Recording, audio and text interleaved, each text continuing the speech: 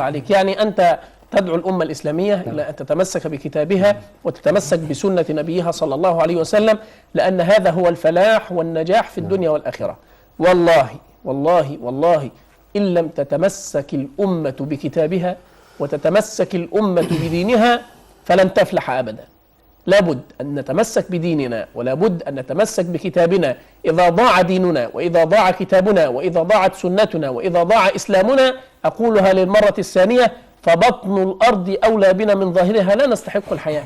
كيف نعيش وديننا يعني لا نحث المسلمين إلى القراءة القرآن ولا نعترف بأن نحفظ أبناءنا كلام الله سبحانه وتعالى، ونسعى جاهدين في نشر كلام الله ونشر سنة رسول الله صلى الله عليه وسلم. وأنا دائما أقول بأن الدنيا مليئة بالمواهب ومليئة بالشباب المخلصين الحافظين لكلام الله سبحانه وتعالى. ولا أنسى أن أقول أنه يشرفنا في الحلقة القادمة إن أحيانا الله سبحانه وتعالى فضيلة الشيخ يسري معتوق، وفضيلة الشيخ يسري من أبناء محافظة سوهاج، أعطاه الله سبحانه وتعالى أداء صوتا طيبا جميلا رقيقا، أعطاه الله سبحانه وتعالى هذه الموهبة فنماها وحافظ عليها، وشجعه والده شجعته والدته، فبفضل الله سبحانه وتعالى هو الآن يؤدي القرآن بأداء طيب، أداء جميل، أداء ممتاز. نسأل الله سبحانه وتعالى أن يجعله في ميزان حسناته يا رب العالمين، وإن شاء الله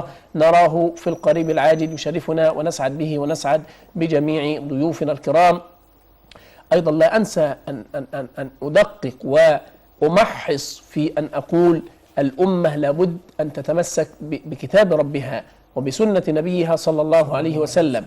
لا ينبغي لإنسان أن يسير مثلا في طريق ما ثم يرى ولدا يلعب، ثم هو من حقه أن ينصحه وأن يأخذ بيديه إلى الكتاب، أو يأخذ بيديه ليحفظه كلام الله سبحانه وتعالى، ليحفظه آية من آيات الله سبحانه وتعالى، ليحفظه حرفا من حروف الله سبحانه وتعالى.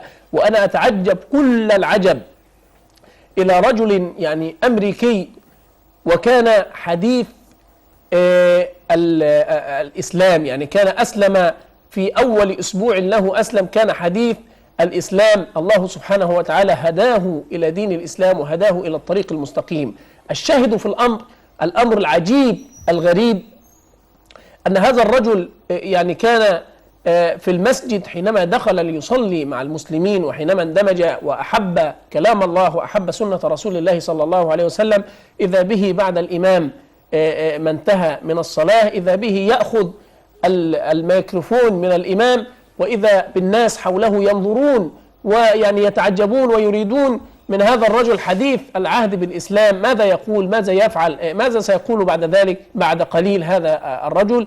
وإذا بهم يجدون هذا الرجل يقرأ الحمد لله رب العالمين الرحمن الرحيم مالك يوم الدين إياك نعبد وإياك نستعين اهدنا الصراط المستقيم صراط الذين أنعمت عليهم غير المغضوب عليهم ولا الضالين آمين. 7 آيات وهي سورة الفاتحة. ولما سألوه بعد نهاية ما خرجوا من المسجد عن ذلك سألوه ما الذي دعاك إلى أن تقرأ هذه السورة والجميع يحفظها؟ فقال حينما أسلمت قرأت كلاما طيبا في كتاب الله، وقرأت كلاما طيبا في سنة رسول الله صلى الله عليه وسلم، بلغوا عني ولو آية. الرسول صلى الله عليه وسلم يقول بلغوا عني ولو آية، فيقول فأنا حفظت 7 آيات فأردت أن أبلغها للناس وأن أبلغها للمسلمين امتثالا لكلام ربنا وامتثالا لسنة نبينا صلى الله عليه وسلم. نريد أن نفعل كما كان يفعل هذا الرجل، نريد أن نعلم أبناءنا ولو آية واحدة، فهو أمر رسول الله صلى الله عليه وسلم وهو أمر ربنا سبحانه وتعالى أن نتمسك بكتاب الله، أن نتمسك بسنة رسول الله صلى الله عليه وسلم، أن نسعى جاهدين إلى تحفيظ أبنائنا كلام الله، أن نسعى جاهدين إلى نشر الخير وإلى نشر الإسلام في الدنيا وفي ربوع الأرض، حتى يعم الخير ويعم الإسلام وينتشر في كل مكان عبر كل زمان ديننا الحنيف الذي نسأل الله عز وجل أن نحيا عليه وأن نموت عليه وأن يبعثنا الله سبحانه وتعالى يوم القيامة عليه. كان معنا قبل الفاصل في الاستوديو الشيخ السيد قطب الهضبي، وهو قارئ من أبناء محافظة البحيرة. نسأل الله سبحانه وتعالى أن يجعل ما قرأه في ميزان حسناته. أعطاه الله صوتا جميلا طيبا مباركا.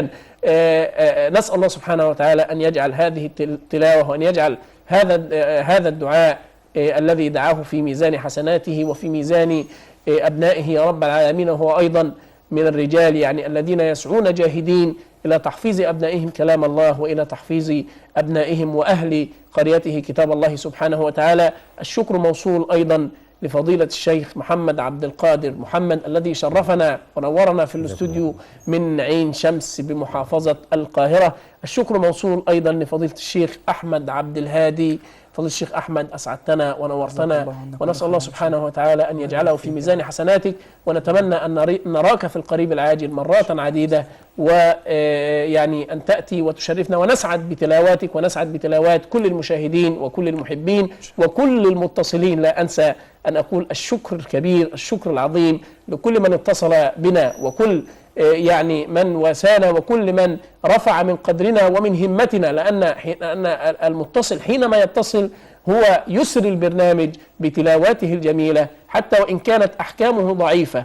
نحن نعلم بعضنا بعضا، لسنا موجودون في الدنيا متعلمين، إنما كلنا نولد ثم نتعلم، فليعلم بعضنا بعضا. من يتعلم فلا بد له أن يعلم غيره، وهذه هي سنة رسول الله صلى الله عليه وآله وسلم. نسأل الله أن يجعل القرآن العظيم ربيع قلوبنا وشفاء صدورنا وذهاب همنا وغمنا يا رب العالمين. شكر موصول للجميع. لا أنسى أن أشكر حبيبي وصاحب الأداء الجميل وصاحب الإخراج المتميز الذي قلما يجود الزمان بمثل هذا الرجل، أستاذ هيثم كمال. جزيل الشكر والتقدير لأنه يعني كان يتابعنا وأخرج لنا هذه الحلقة التي نسأل الله عز وجل أن يجعلها في ميزان حسناته وفي ميزان حسناتنا يا رب العالمين. نلقاكم على خير وبخير الحلقة القادمة وحلقة أخرى من برنامجكم برنامج صباح المؤمنين. حتى ذلك الحين أترككم في رعاية الله وعنايته، والسلام عليكم ورحمة الله وبركاته.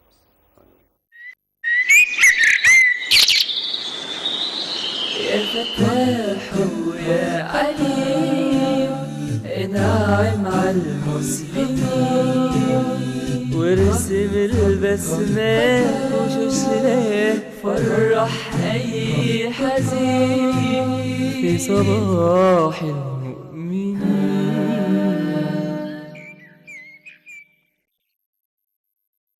من أراد أن ينفع أخاه فليفعل. دعاء ورجاء وإخلاص ونية من المس والحسد والسحر والعين، من توفيق الله ومنه وكرمه، ومن كتاب الله وسنة رسوله ولا أزيد. الرقية النافعة الجمعة في 12 صباحا.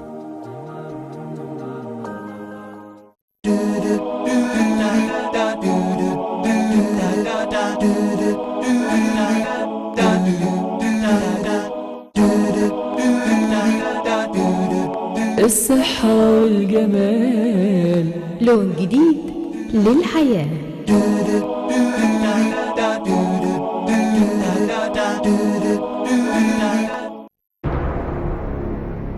بتحلم كتير، أحلامك بتشغلك ومش لاقي حد يفسرها لك على طول، ولو لقيته مش كل يوم هتعرف توصله. دلوقتي حلمك على موبايلك، ابعت حلمك في رسالة على 94 172، هيفسر لك أحلامك مجموعة من المتخصصين في التفسير، وبعد لحظات هتلاقي التفسير على موبايلك. احلم براحتك وما تشيلش هم. مستشفى الولايات العربية المتحدة، الأستاذ الدكتور محمد مقبل، لعلاج العقم عند الزوجين، أفضل مؤسسة علاجية في علاج العقم عند الزوجين، أفضل الحلول للقضاء على العقم وتأخر الإنجاب، أحدث الوسائل في الحقن المجهري وأطفال الأنابيب، أحدث الأساليب في تحديد نوع الجنين،